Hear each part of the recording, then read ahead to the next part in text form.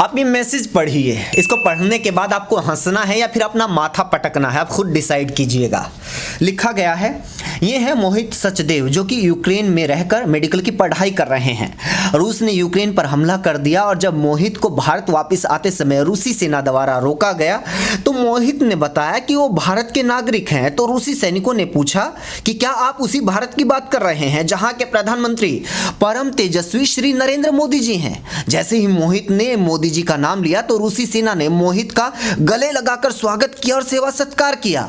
मानना तो पड़ेगा कि इस चाय वाले से रूसी सेना भी कांपती है। जब यूक्रेन युद्ध में हमारे देश के हजारों स्टूडेंट्स फंसे हुए हैं, अपनी जान बचाने के लिए जद्दोजहद कर रहे हैं, इन सब के बीच भी हमारे देश में जो ट्रोल आर्मी काम कर रहे हैं, जो बहुत सारे मोदी समर्थक काम कर रहे हैं, पूरी की पूरी सरकार, खुद प्रधानमंत्री मोदी, उनके मंत्री और पूरी की पूरी मीडिया, उन सब का सिंगल लाइन एजेंडा है, बच्चों की जान जाए तो जाए लेकिन मोदी जी की छवि के ऊपर आंच ना आए। उनकी छवि को बचाने के लिए और इस युद्ध में भी उनकी छवि को चमकाने के लिए इस तरह के फर्जी मैसेजेस क्रिएट किए जा रहे हैं, वायरल किए जा रहे हैं।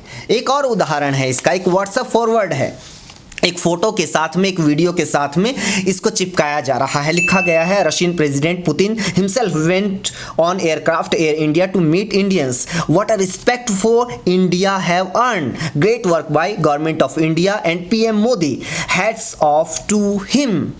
फेसबुक के ऊपर इसी फोटो को, इसी वीडियो को पोस्ट करते हुए यही मैसेज लिखा जा रहा है कि पुतिन जो इंडियन स्टूडेंट्स हैं उनसे खुद मिलने के लिए गए, पीएम मोदी जी ग्रेट जी। लेकिन सच्चाई पता है क्या है इसकी, इस वीडियो की? दरअसल ये कोई इंडियन एम्बेसडर हैं राहुल श्रीवास्तव, वो मिलने के लिए गए हुए थे जिन्हें पुतिन बताकर वायरल किया जा रहा है। इन स्टूडेंट से मिलने के लिए पुतिन नहीं गए थे।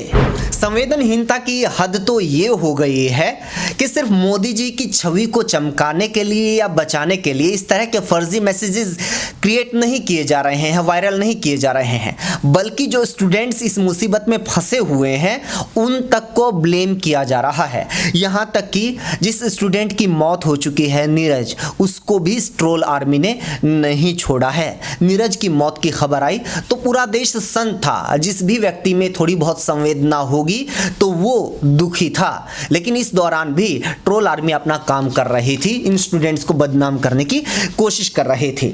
एक मैसेज खूब वायरल किया गया और बहुत सारे लोगों ने इसको पोस्ट किया, वही कॉपी पेस्ट जो ट्रोल आर्मी हमेशा करती है। लिखा गया, it is a loss to the family but the question is since Feb 15 till yesterday why he was ignoring 6 advisories from the Indian government. Was he waiting for a private jet to bring him back or any special invitation from PM? ये नीरज से question किया जा रहा है कि क्या वो प्रधानमंत्री के जो पर्सनल इनविटेशन का इंतजार कर रहे थे या प्राइवेट जेट का इंतजार कर रहे थे। जो एडवाइजरी 15 फरवरी को जारी की गई थी, उसके बाद वो भारत वापस क्यों नहीं आए, किस तरह की एडवाइजरी जारी की गई थी, उसके बारे में भी आप सुन लीजिए। उसमें लिखा गया था 15 फरवरी की एडवाइजरी में, particularly students whose stay is not essential may consider living temporarily, may consider। और इससे पहले जो दूसरे देश थे वो अपने स्टूडेंट्स के लिए, अपने लोगों के लिए किस तरह के एडवाइजरी जारी कर रहे थे उसकी लैंग्वेज भी आप सुन लीजिए। यूएस एम्बेसी की तरफ से कहा गया था और ये उससे बहुत पहले 14 फरवरी को 24 घंटे पहले ये जारी कर दी गई थी advisory. US citizens in Ukraine should depart immediately।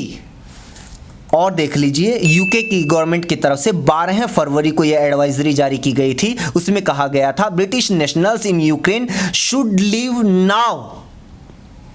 और 15 तारीख को कह रहे हैं भारत की जो एडवाइजरी जारी हुई थी कि मे कंसीडर लिविंग। इन स्टूडेंट्स को बदनाम करने की कोशिश ये सिर्फ ट्रोल आर्मी नहीं कर रही है, बल्कि सरकार में बैठे हुए मंत्री वो इन बच्चों की प्रतिभा के ऊपर सवाल उठा रहे हैं। केंद्रीय मंत्री हैं प्रहलाद जोशी, उन्होंने कहा कि विदेश जाने वाले जो 90% स्टूडेंट्स हैं वो भारत में मेडिकल की एंट्रेंस एग्ज़ाम को जो नीट होता है उसमें फेल हो जाते हैं, इसलिए वो वहाँ पर जाते हैं। जबकि जो नीरज हैं उनके पिता बता रहे हैं इस तरह के मंत्रियों को, इस सरकार को, कि पीयूसी में 97% अंक थे नीरज के, उसके बावजूद उनका मेडिकल में एडमिशन नहीं हुआ, सीट उनको नहीं मिली, क्योंकि ना तो उनके पास देने के लिए करोड़ों रुपए थे और ना ही भारत की जो एजुकेशन सिस्टम है वो इस तरह का है कि सभी विद्यार्थियों को वो सीट्स दे पाए, एडमिशन दे पाए। एक और पोस्ट क्रिएट की जा रही है, एक तरफ कोई पाकिस्तान की लड़की है, शायद एक्ट्रेस है, और एक तरफ जो भारत के स्टूडेंट्स हैं जो लकीली किस्मत से देश में वापस आ रहे हैं, इस तरह की व्यवस्था उनके लिए हो गई है। 2 वीडियोस हैं जहां पर जो पाकिस्तानी लड़की है वो ये बता रही है कि किस तरह से एयरपोर्ट्स के ऊपर पाकिस्तान के लोगों को जिल्लत का सामना करना पड़ता है, किस तरह से उनकी चेकिंग होती है। और दूसरी तरफ जो स्टूडेंट्स है वो ये बता रहे हैं कि हमें किसी ने नहीं रोका, जब हमने भारत का झंडा दिखाया, हमने ये बताया कि हम भारत के नागरिक हैं, तो यूक्रेन से हमें आसानी से आने दिया गया, ना रूसी सेना की तरफ से रोका गया और ना ही यूक्रेन के सैनिकों की तरफ से रोका गया।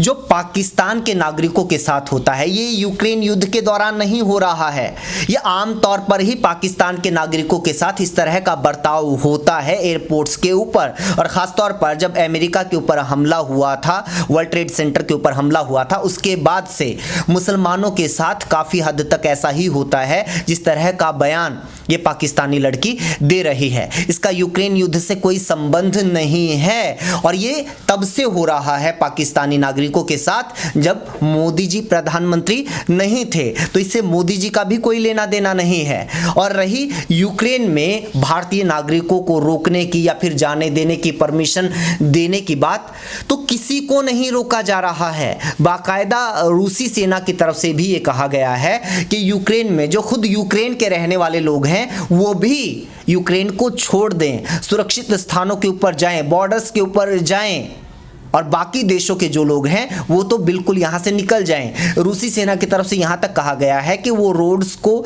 या फिर जो लॉजिस्टिक्स है उसको टारगेट नहीं कर रहे हैं ताकि लोग वहां से निकल सकें। सिर्फ भारत के लोगों के साथ इस तरह का ट्रीटमेंट हो रहा है कि उन्हें नहीं रोका जा रहा है, ऐसा नहीं है।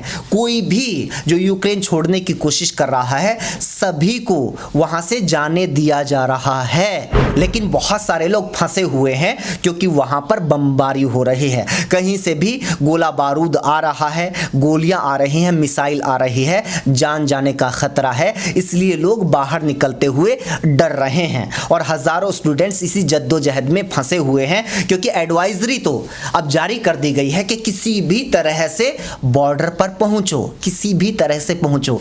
कैसे पहुंचो? बाहर गोलीबारी हो रही है, कैसे कोई भी बाहर निकल सकता है?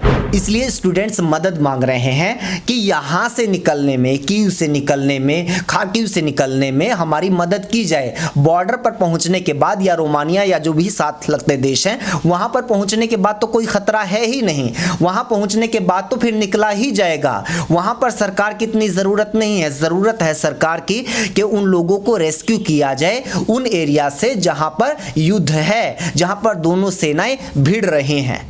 लेकिन इस तरफ ध्यान नहीं दिया जाएगा, बस इस तरह की खबरें चलाई जाएंगी। मोदी महादेव करेंगे महाविनाश का तांडव, बचाएंगे तो मोदी ही। क्या ये जायज़ है? सवाल यही है। इसी के साथ इस वीडियो ब्लॉग में इतना ही। आपको ये जानकारी कैसी लगी? इस हालात पर आप लोगों का क्या कहना है? कमेंट करके ज़रूर बताइए। इसे और लोगों तक पहुंचाने के लिए वीडियो को ज़रूर शेयर कीजिए। हमसे जुड़ने के लिए हमारे यूट्यूब चैनल को सब्सक्राइब ज़रूर कर दीजिए। फेसबुक पर देख रहे हैं तो पेज को लाइक कर दीजिए।